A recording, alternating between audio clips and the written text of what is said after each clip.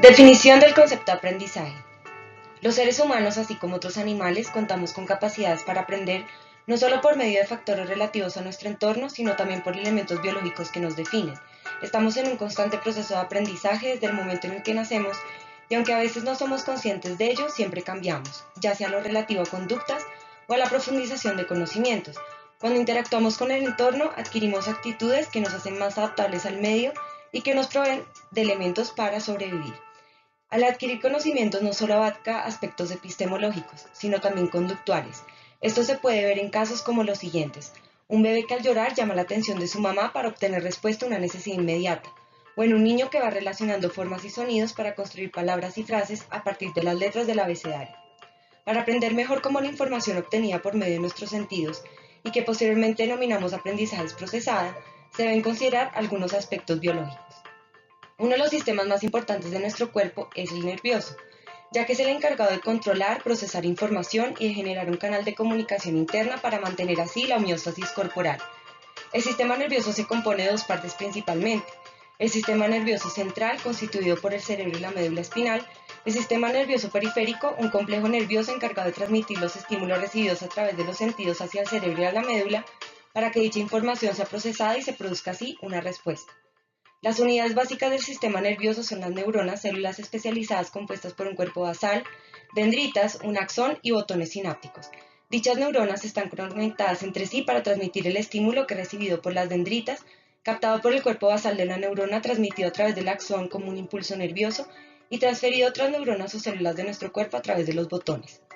El axón está cubierto por una sustancia llamada mielina, cuya cantidad determina la efectividad y la velocidad con la que el mensaje es transmitido. La conexión neuronal denominada sinapsis no es eléctrica sino química y se genera por la función de neurotransmisores cuya naturaleza determina la respuesta que se produzca. Entre más sinapsis celular haya, mayor será la recepción y procesamiento de la información. El definir el concepto de aprendizaje se ha convertido en un reto contextual y las más acertadas se centran en un cambio, ya sea conductual o de asociaciones y representaciones mentales como resultado de la experiencia. Sin embargo, hay que tener en cuenta que no todas las experiencias que producen cambios se consideran aprendizajes, teniendo como ejemplo el consumo de drogas, daños orgánicos en el cuerpo o procesos relacionados con la maduración biológica. El definir dicho concepto trae como consecuencia el entender el proceso mediante el cual aprenden las personas, reconociendo su significado holístico.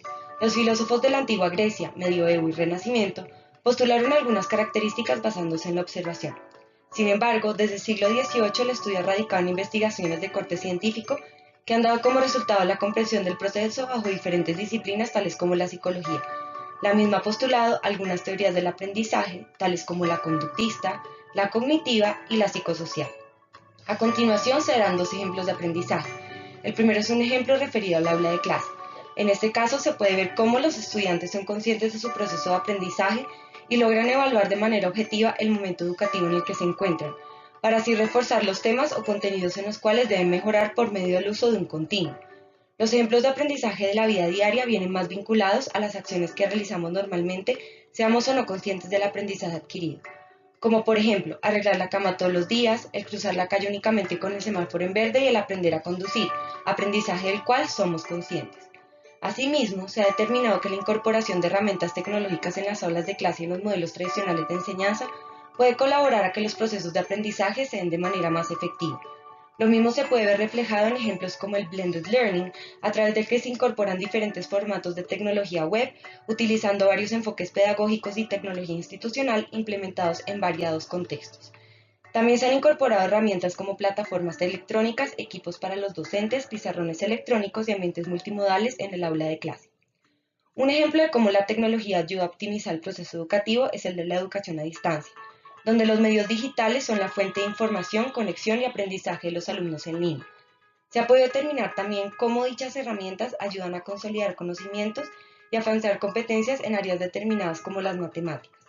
Hay que tener en cuenta que el uso de las tecnologías viene determinado por el nivel de apropiación de dichas herramientas por parte de los profesores y que el alcance de su uso no puede estar limitado a su implementación en tecnologías tradicionales. Como docentes, es importante entender que la adopción de las mismas sirve como mecanismo para innovar y que debemos estar atentos a los cambios que se presentan para ir acordes con el contexto cultural de nuestros estudiantes.